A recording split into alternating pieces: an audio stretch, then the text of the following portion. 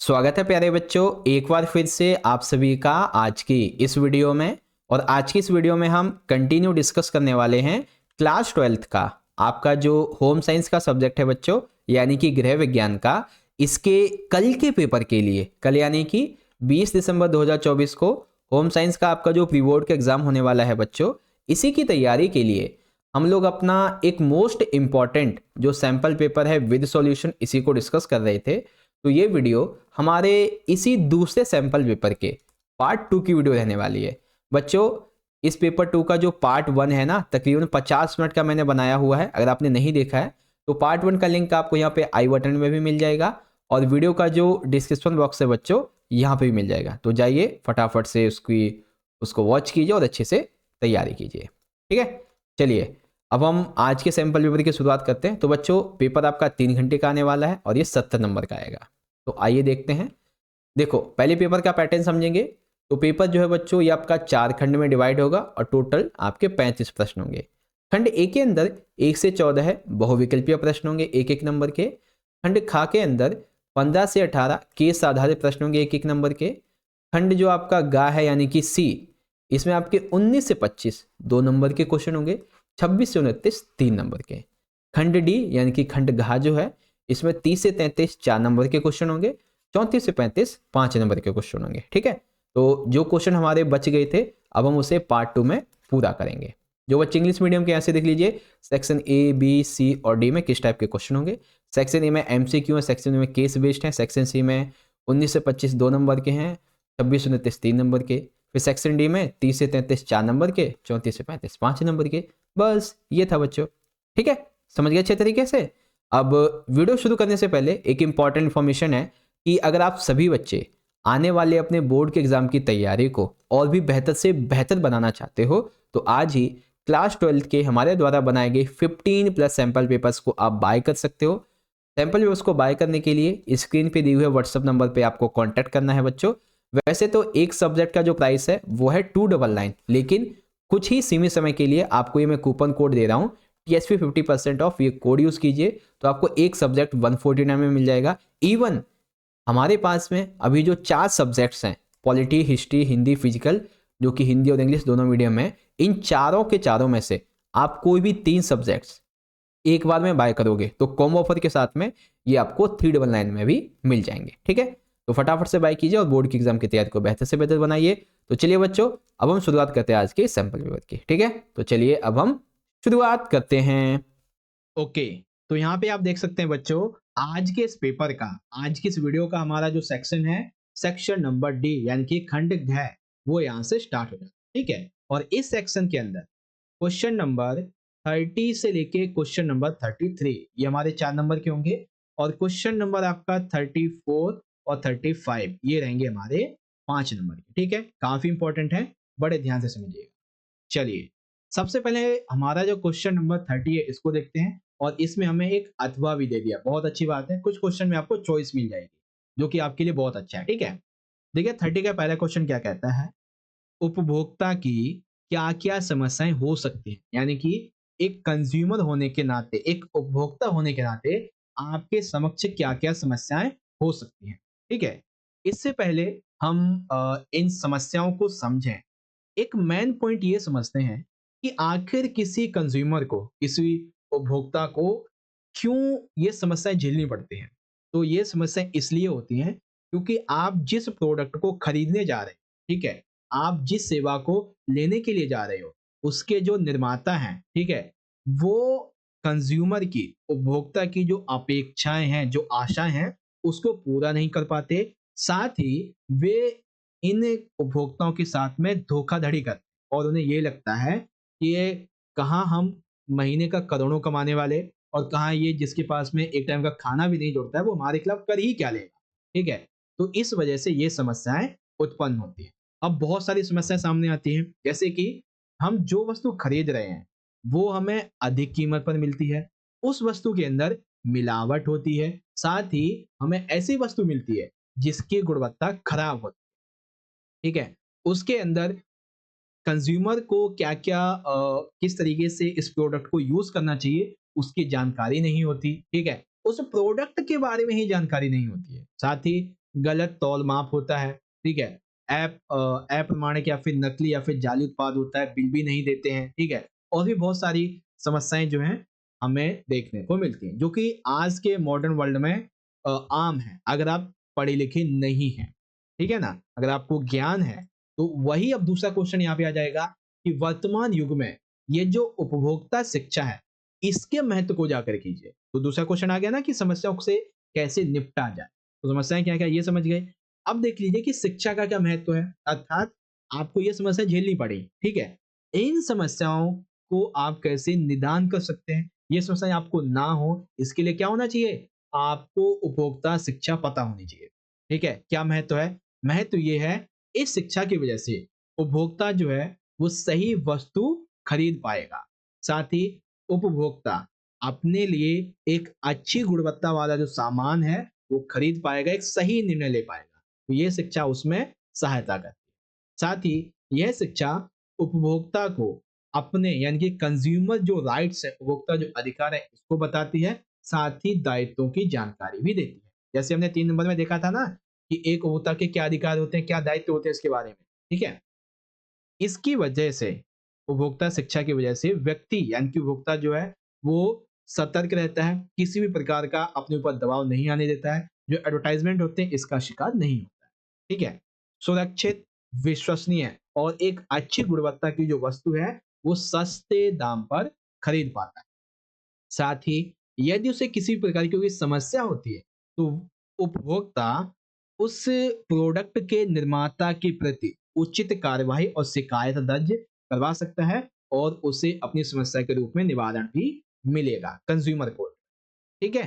तो ये है वर्तमान युग में उपभोक्ता शिक्षा का महत्व और ये है वो समस्याएं जो कि एक उपभोक्ता होने के नाते हमें झेलनी पड़ती, ठीक है भाई। तो ये कॉन्सेप्ट हुआ आपका क्वेश्चन नंबर 30 के बारे में। अब जो बच्चे इंग्लिश मीडियम के हैं वो यहाँ से देखें, what problems can the consumer face. तो आखिर ये क्यों करता है इन प्रॉब्लम को फेस और कौन कौन सी हैं वो यहाँ से देख लीजिए। उसके बाद में क्वेश्चन क्या था कि importance of consumer education in the present era, ठीक है। तो क्या क्या है उसके बारे में ये आप पढ़ सकते हैं। आगे आ जाता है बच्चों क्वेश्चन नंबर 31। यहाँ पे हमें निम्नलिखित में से किन्हीं चार को परिभाषित करना है, ठीक है। जन स्वास्थ्य पोषण, कुपोषण, अल्पभारी, बौनापन और क्षयकारी। तो इन पांचों में से किन्हीं चार को हमें परिभाषित करना है, ओके। तो एक एक करके हम इन चारों को ही एक ही बार में बहुत अच्छे तरीके से समझेंगे, ओके। सबसे पहला है जन स्वास्थ्य पोषण। ये क्या होता है, देखिए, जन स्वास्थ्य पोषण यह अध्ययन का वह क्षेत्र है जो कि अच्छे स्वास्थ्य को बढ़ावा देने के लिए, पोषण संबंधी रोगों या फिर पोषण संबंधी समस्याओं का समाधान करने के लिए और वो जो सरकारी नीतियां होती हैं, सरकारी जो कार्यक्रम होते हैं, इसके जरिए लोगों की समस्याओं का समाधान का। तो जन स्वास्थ्य पोषण क्या है, ये एक प्रकार का अध्ययन है जिसके माध्यम से एक व्यक्ति स्वस्थ कैसे रह सकता है, पोषण से संबंधित जो भी रोग होते हैं, जो समस्या है, तो उसका समाधान कैसे किया जा सकता है, उसके लिए सरकार ने क्या नीतियां बताई हैं, क्या कार्यक्रम है, इसके माध्यम से ये सारे कार्य किए जाते हैं, ठीक है। दूसरा पॉइंट है कुपोषण। ये तो आप सभी को पता होगा, हम जब हमारे शरीर में आवश्यकता के अनुसार या फिर निश्चित मात्रा में हमें पोषक तत्व ना मिले तब हमारा शरीर कुपोषित हो जाता है, कुपोषण का शिकार हो जाता है, ठीक है। तो शरीर की आवश्यकता के अनुसार उचित और निश्चित मात्रा में पोषक तत्व का ना मिलना, ग्रहण ना करना कुपोषण कहलाता है। फिर है बच्चों अल्पभारी। अल्पभारी क्या है, एक व्यक्ति अल्पभारी तब कहलाता है जब उसके शरीर का भार उसकी आयु के अनुरूप उचित भार से कम होता है। अर्थात अल्पभारी का मतलब ये हो गया आपकी एज के अनुसार जो वजन बताया गया है, ठीक है। अगर जो मतलब बीएमआई होता है, बॉडी मास इंडेक्स, उसके हिसाब से अगर आपका वजन नहीं है तो हम बोलेंगे ये अल्पभारी, ठीक है। फिर आता है बच्चों बौनापन। बौनापन बेसिकली तब होता है जब आपकी हाइट एज के अनुसार, ठीक है, आपकी एज के अनुसार जो हाइट डिसाइड की गई है अगर वो नहीं है तब हम बोलते हैं कि ये बच्चा, ये व्यक्ति बौना है, ठीक है। सबसे आखिरी है बच्चों क्षयकारी। ये क्या होता है भाई, ये एक 2 नंबर का आपका क्वेश्चन भी होता है कि छिपी हुई भूख किसे कहते हैं, तो ये वही है जब व्यक्ति का भार ऊंचाई की तुलना में पर्याप्त नहीं होता है, उसे क्षयकारी कहा जाता है। अर्थात जब व्यक्ति का जो भार है उसकी ऊंचाई की तुलना में पर्याप्त नहीं होता, इसीलिए तो गोल मटोल शरीर वाले व्यक्ति बोलते हैं ना, उसी के अंतर्गत आता है। एक यहाँ पे मैंने और ऐड कर दिया छठा पॉइंट, जिसको हम बोलते हैं छिपी भूख। तो क्या होता है छिपी भूख? सूक्ष्म पोषकहीनता के लिए छिपी भूख जैसे शब्द का प्रयोग किया जाता है, जिसके अंतर्गत हमारे शरीर में लौह तत्व, विटामिन ए, आयोडीन और जिंक की कमी होती है, तब हम बोलते हैं कि ये छिपी हुई भूख कहते हैं। ठीक है, तो ये कॉन्सेप्ट है जो कि आपको यहाँ पे पता चले। टोटल यहाँ पे वैसे 4 ही पूछे गए थे, मैंने आपको 6 बता दिए। कौन कौन से? जन स्वास्थ्य पोषण, कुपोषण, अल्पभारी, बौनापन, क्षयकारी और छिपी हुई भूख। ठीक है बच्चों, तो ये कॉन्सेप्ट आपको समझ में आ गया ना अच्छे तरीके से 31 का। इसी तरीके से इंग्लिश में देख लेंगे आपको क्या क्या डिफाइन करना है। सबसे पहले पब्लिक हेल्थ न्यूट्रिशन क्या है, ठीक है, मेल न्यूट्रिशन क्या है, अंडरवेट क्या है, टोन फिल्म्स क्या है एंड वॉस्टिंग क्या है, इस तरीके से आप बता देंगे। आगे बात करते हैं क्वेश्चन नंबर 32। ध्यान से देखिए, क्वेश्चन 32 में कहा गया है खाद्य मानक किसे कहते हैं और खाद्य मानक के जो स्तर हैं इनका वर्णन कीजिए। आइए देखते हैं। उपभोक्ताओं के लिए स्वच्छ, सुरक्षित एवं जो पौष्टिक खाद्य पदार्थ है, इसकी आपूर्ति के लिए व देश के भीतर और विभिन्न देशों के बीच में व्यापार को बढ़ावा देने के लिए खाद्य मानकों व नियंत्रण प्रणालियों की आवश्यकता होती है। समझ गए? खाद्य मानक प्रणाली क्या है? ये एक ऐसी प्रणाली है जिसके अंतर्गत उपभोक्ता यानी कि कंज्यूमर को स्वच्छ, सुरक्षित और पौष्टिक खाद्य पदार्थ जो है इसकी आपूर्ति की जाती है। ये देश विभिन्न देशों के बीच में व्यापार को बढ़ावा भी देती है। ठीक है, आगे खाद्य मानकों के कई स्तर हैं। इसके 4 स्तरों में सबसे पहला है कंपनी मानक। ये कंपनी मानक के द्वारा अपने स्वयं के उपयोग के लिए बनाए जाते हैं। अर्थात कंपनी मानक क्या है? ये कंपनी के द्वारा स्वयं अपने उपयोग के लिए बनाए जाते हैं। ठीक है, सामान्यता ये राष्ट्रीय मानकों की एक छोटी सी नकल। ठीक है, अब राष्ट्रीय मानक क्या है भाई? तो राष्ट्रीय मानक संगठन के द्वारा निर्धारित किए जाते हैं। फिर आते हैं क्षेत्रीय मानक। तो यह एक समान भौगोलिक, एक समान जलवायु और एक क्षेत्र में समूहों के कानूनी मानकीकरण संगठन होते हैं। फिर अंतर्राष्ट्रीय मानक आ जाते हैं। तो अंतर्राष्ट्रीय मानकीकरण संगठन आईएसओ और कोडेक्स एलिमेंटेरियस कमीशन, ये इन अंतर्राष्ट्रीय मानकों को निर्धारित करता है। ठीक है, तो अंतर्राष्ट्रीय खाद्य मानक क्या है और इसके स्तर क्या क्या है वो आप यहाँ पे समझ गए। इंग्लिश में देखेंगे what is called food standard, जो साइकिल है वो यहाँ पे आ जाएगी और इसके डिफरेंट लेवल्स क्या हैं वो आपके यहाँ पे आ जाते हैं। ठीक है, उसके बाद में आता है क्वेश्चन नंबर 33। थोड़ा ध्यान से देखिएगा। क्वेश्चन ये है बच्चों, श्याम प्रसाद अपनी पोशाक से संबंधित रंग योजना के द्वारा उसे सजाना चाहते हैं, यानी कि उनके पास एक कपड़ा है, पोशाक है, वो उसे रंग योजना के द्वारा सजाना चाहते हैं। उसे विभिन्न संबंधित रंग योजनाएं समझाइए ताकि वह उचित चयन करे। यानी कि आपको क्या बताना है? पोशाक से संबंधित जो रंग योजनाएं हैं वो आपको यहाँ पे बताना। ठीक है, आइए समझते हैं। उत्तर लिखेंगे संबंधित रंग योजनाएं। ठीक है, आगे रंग चक्र के नजदीक वाले रंग का प्रयोग करके बनती हैं। इनमें कम से कम रंग सामान्य होता है। अब जब आप इसकी वो जो क्या नाम है 4 प्रक्रिया समझेंगे ना तब समझेंगे। देखिए, संबंधित रंग योजना 4 प्रकार की होती हैं। ठीक है, जिसमें सबसे पहला है एक वर्णी सुमेल, यानी कि यह रंग योजना किसी एक रंग पर आधारित होती है। इसमें एक रंग विभिन्न मान एवं तीव्रता के रूप में होता है। जैसे कि कोई एक रंग है लाल, गुलाबी, मेहरून। ठीक है, तो ये केवल एक ही रंग होता है, इसलिए इसको एक वर्णी सुमेल बोलते हैं। फिर आता है अवर्णी सुमेल। इस रंग योजना में केवल उदासीन रंगों का उपयोग किया जाता है। ठीक है, जैसे कि सफेद या फिर काला। फिर है विशिष्टापूर्ण उदासीन सुमेल। तो इस रंग योजना में एक उदासीन रंग व एक अन्य रंग का प्रयोग किया जाता है। जैसे कि जो एक वर्णी है, जैसे लाल हो गया, ठीक है, या फिर पीला हो गया। अब उसके बाद में क्या कहा गया है? एक जो उदासीन रंग है जैसे कि सफेद और काला इसका उपयोग किया जाता है। फिर आता है अनुरूप सुमेल। इस रंग योजना में वर्ण चक्र के समीप 2 या 3 रंगों का प्रयोग किया जाता है, जैसे कि पीला, पीला, पीला हरा और हरा, मतलब अलग अलग तरीके के रंग होते हैं इसमें, 3 तरह के। ठीक है, तो ये रंग योजनाएं 4 कुछ इस प्रकार की हैं, जो कि आपको पता चली, पहली, दूसरी, तीसरी और ये चौथी। ठीक है बच्चों, आई होप आप समझ गए होंगे अच्छे तरीके से। Question number 33। अब इसी तरीके से इंग्लिश में आ जाते हैं। तो Shyam Prasad wants to decorate his dress with corresponding colour scheme. तो आपको बताने हैं उसके लेवल क्या क्या है। ठीक है, तो टोटल आपके ये लेवल यहाँ पे आ जाते हैं। ओके, आई होप आप इसको अच्छे तरीके से समझ गए होंगे। ओके, तो आई होप अभी तक के आपको जो मैंने क्वेश्चन समझाए, क्वेश्चन 30 से लेके क्वेश्चन 33, ये सारे ही क्वेश्चन हमारे 4 नंबर के थे, जो कि आपको समझ में आ गए होंगे। अब हमारे जो क्वेश्चन बचते हैं, 2 क्वेश्चन हैं, 34 और 35। ये दोनों क्वेश्चन हमारे 5 नंबर के। ठीक है बच्चों, चलिए ध्यान से देखिए। 34 क्वेश्चन क्या कहता है, खाद्य प्रसंस्करण और खाद्य प्रौद्योगिकी में लगे हुए जो व्यावसायिक होते हैं, इन्हें कौन सा ज्ञान और कौशल होना चाहिए। तो पहला बताया गया है सामग्री रूप में खाद्य, दूसरा बताया गया है खाद्य उत्पादन विकास, और तीसरा है रेसिपी विकास।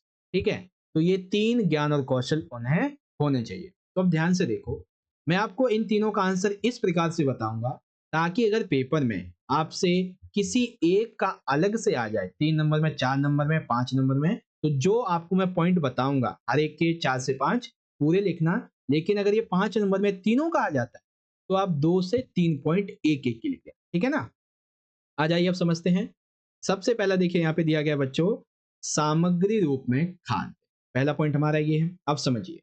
तो सबसे पहले तो जो कार्य कर रहे व्यक्ति हैं, व्यवसाय, उन्हें पता होना चाहिए कि खाद्य सामग्री की प्रकृति कैसी है, उसका गुण कैसा है, ये पता होना चाहिए। साथ ही जो खाद्य है, ठीक है, उसमें पोषक मात्रा कितनी है, ठीक है, ये उससे पता होना चाहिए।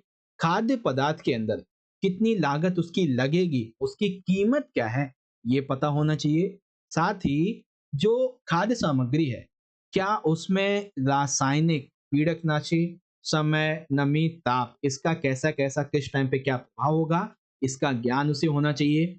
साथ ही उसको जो कच्चे खाद्य पदार्थ होते हैं, ठीक है, इसकी गुणवत्ता का आकलन करना आना चाहिए। खाद्य सुरक्षित रहे, खाना सुरक्षित रहे, ठीक है, इसका भी ज्ञान होना चाहिए। और सूचना प्रौद्योगिकी का भी ज्ञान होना चाहिए, ताकि वो अपने खाद्य को लोगों तक पहुंचा सके। ठीक है, यदि कोई नया नियम निकलता है तो उसके बारे में जान सके। तो सामग्री रूप में खाद्य, ये बातें आप याद रख लेंगे। अब दूसरा आ जाता है बच्चों, खाद्य उत्पादन विकास। जैसे इसमें पाक क्रिया के कौशलों का ज्ञान होता है। ठीक है, इसके अंतर्गत उत्पादन निर्देशन और जो खाना बनाया गया है, ठीक है, उसका परीक्षण किया जाता है। साथ ही खाद्य पदार्थ की गुणवत्ता का नियंत्रण कैसे किया जाए, ठीक है, उसका ज्ञान होना जरूरी है, उसका मापन होता है। संवेदी विधियों के द्वारा उसका आकलन किया जाता है। प्रौद्योगिक पद्धतियों के द्वारा और विनिर्माण तंत्र के द्वारा उसका नियंत्रण किया जाता है। साथ ही उत्पाद पर एक लेबल लगाया जाता है और पूरी की पूरी जानकारी लिखी जाती है, पूर्ण रूप से उसे पैक भी किया जाता है। ठीक है, अब तीसरा है रेसिपी विकास। तो ध्यान से देखिएगा, सबसे पहला पाक क्रिया कौशल और ऊर्जा उपयोग में निपुणता होना चाहिए। ठीक है, इसके अंतर्गत खाद्य पदार्थ के संगठकों का उपयोग, उनका यथार्थ मापन और उनको तौलना, ये आपको आना चाहिए। ठीक है, किसी भी खाद्य पदार्थ की जो मूल रेसिपी है, उसको डिजाइन करना, विश्लेषण करना और उसे अपनाना, ये उसमें शामिल है। खाद्य पदार्थ को संभालने और काम में लाने के जो कौशल हैं, वो भी इसमें शामिल हैं। ठीक है, और भी 1-2 पॉइंट है। खाद्य पदार्थ से संबंधित, रेसिपी से संबंधित जो औजार उपकरण हैं, उनको सावधानी पूर्वक उपयोग करना। ठीक है, और भी 1-2 पॉइंट है जो कि आप यहाँ से पढ़ सकते हैं। ठीक है, तो ये 3 बातें रहीं। सबसे पहले सामग्री रूप में खाद्य पदार्थ, इसको हमने देखा। फिर हमने खाद्य उत्पादन एवं विकास को देखा। ठीक है, फिर रेसिपी की विकास को देखा। अब इन्हीं सभी क्वेश्चन को आप इंग्लिश में देख लीजिए। फूड एज इंग्रेडिएंट्स, तो आप इसको कैसे देख सकते हैं, फूड एज ए इंग्रेडिएंट्स, पहला पॉइंट। दूसरा, फूड प्रोडक्शन डेवलपमेंट, तो इसके बारे में आप ये पॉइंट यहाँ से पढ़िए। और तीसरा, रेसिपी डेवलपमेंट, जो कि आपका यहाँ से यहाँ तक हो जाएगा। ठीक है, ओके। तो आई होप ये समझ में आ गया होगा। अब हम बात करेंगे अपने अगले क्वेश्चन की, और ये क्वेश्चन काफी ज्यादा इंपॉर्टेंट। ठीक है, देखिए क्वेश्चन नंबर 35 में दो क्वेश्चन है, यानी कि अथवा भी दिया गया। पहला क्वेश्चन हमारा ये है, आतिथ्य क्या है, हॉस्पिटैलिटी क्या है, तथा कितने प्रकार के जो प्रतिष्ठान हैं ये आतिथ्य सेवाएं प्रदान करते हैं। ठीक है, तो आतिथ्य क्या है और कौन कौन से प्रतिष्ठान जो है ये हॉस्पिटैलिटी जो आपकी सेवा है इसको प्रदान करते हैं। एक चीज और, एक क्वेश्चन आपसे पेपर में ये भी पूछा जाएगा कि आतिथ्य से संबंधित जो कर्मी होते हैं इनके कार्यों का वर्णन कीजिए, या फिर होटल के अंदर उपस्थित विभिन्न जो विभाग हैं इनके विभागों के कार्य लिखिए। तो दो क्वेश्चन आ सकते हैं आपसे पेपर में, जरूर याद कर लेना, पिछली वीडियो में बताया था। पहले बात करते हैं आतिथ्य क्या है। आतिथ्य अतिथि तथा मेजबान के बीच का संबंध है। आतिथ्य क्या है, एक प्रकार का संबंध है एक अतिथि और मेजबान के बीच का। यह एक प्रकार का सत्कारशील व्यवहार है। सत्कारशील यानी कि आदरणीय व्यवहार है, जिसमें जो गेस्ट होते हैं, अतिथि होते हैं, इनका उदारता पूर्वक, मित्रता पूर्वक, मनोरंजन पूर्वक और शिष्टता पूर्वक इनका स्वागत किया जाता है। इन्हें विभिन्न प्रकार की सेवाएं भी प्रदान की जाती हैं, इसे हम आतिथ्य बोलते हैं। ठीक है, अब ये जो सेवाएं हैं वो कई प्रतिष्ठान देते हैं, जैसे कि सबसे पहला होटल। ये बड़े व्यापारिक प्रतिष्ठान होते हैं जो कि अतिथियों के रहने का स्थान, उनके भोजन और अन्य प्रकार की सेवाएं प्रदान करते हैं। फिर मोटल की बात आ जाती है, तो मोटल जो है वो होटल से छोटे आकार में जरूर होते हैं लेकिन सेवाएं सेम देते हैं। ठीक है, इनके कमरे के पास में जो गेस्ट होते हैं सुविधा प्रदान करते हैं और कमरे का दरवाजा पार्किंग में खुलता है, इसका भी ध्यान रखा जाता है। फिर यहाँ पे है तीसरा, आवास, यानी कि जैसे हम लॉज बोलते हैं। तो लॉज जो बेसिकली कुछ टाइम के लिए किराए पर दिए जाते हैं, विशेष रूप से सोने के लिए, और यह भी हो सकता है कि वहां भोजन और अन्य सेवाएं उपलब्ध ना कराई जाए। ठीक है, लॉज में डिपेंड करता है आपने कितना पे किया, आप कौन सी सेवा लेना चाहते हैं। ठीक है, उसके बाद है सैरगाह, या जिसे हम रिजॉर्ट बोलते हैं। ये बहुत ही बड़े बड़े व्यावसायिक प्रतिष्ठान होते हैं। ये गेस्ट को सुख सुविधा के आकर्षण के लिए जाने जाते हैं, या अनेक प्रकार की सुविधाएं और खेल की सुविधाएं भी रिजॉर्ट में दी जाती हैं। उसके बाद आ जाते हैं सुसज्जित फ्लैट। यहाँ अतिथियों के सभी अपेक्षित सुविधाएं उन्हें प्रदान की जाती हैं। यहाँ पर अतिथि अपना भोजन स्वयं भी बना सकते हैं। ठीक है, फिर कैंप आ जाते हैं। इसके अतिरिक्त और भी सेवाएं जैसे सम्मेलन, सभाएं, थीम पार्क, समुद्री पर्यटन, ठीक है, अतिथि गृह, अस्पताल, छात्रावास, ये भी आतिथ्य सेवाएं प्रदान करते हैं। और भी कुछ पॉइंट है। ठीक है, मेन कॉन्सेप्ट सिर्फ आपका यही, जो कि आपको मैंने समझा दिया। तो विशिष्ट प्रकार के प्रतिष्ठान आतिथ्य सेवा प्रदान करते हैं। अब वो कौन कौन सी है वो आपको यहाँ पे पता चले। आगे देखते हैं, अंतरराष्ट्रीय मानकीकरण संगठन ISO और विश्व व्यापार संगठन WTO, इसके बारे में बताइए। तो आ जाइए दोनों के बारे में समझते हैं। सबसे पहले बात करेंगे बच्चों अंतरराष्ट्रीय मानकीकरण संगठन ISO के बारे में। ठीक है, देखिए अंतरराष्ट्रीय मानकीकरण संगठन यानी कि ISO, यह बेसिकली एक प्रकार का गैर सरकारी संघ है। यह वस्तुओं और सेवाओं के अंतरराष्ट्रीय विनिमय को बहुत ही सरल बनाता है।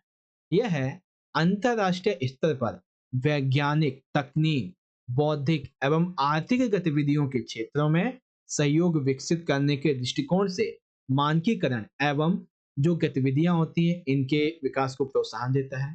ISO के द्वारा किए गए कार्य के परिणाम स्वरूप बहुत से अंतरराष्ट्रीय समझौते होते हैं जो कि अंतरराष्ट्रीय मानकों के रूप में प्रकाशित होते हैं। ISO 9000 गुणवत्ता आवश्यकताओं का एक अंतरराष्ट्रीय संकेत चिन्ह है बेसिक।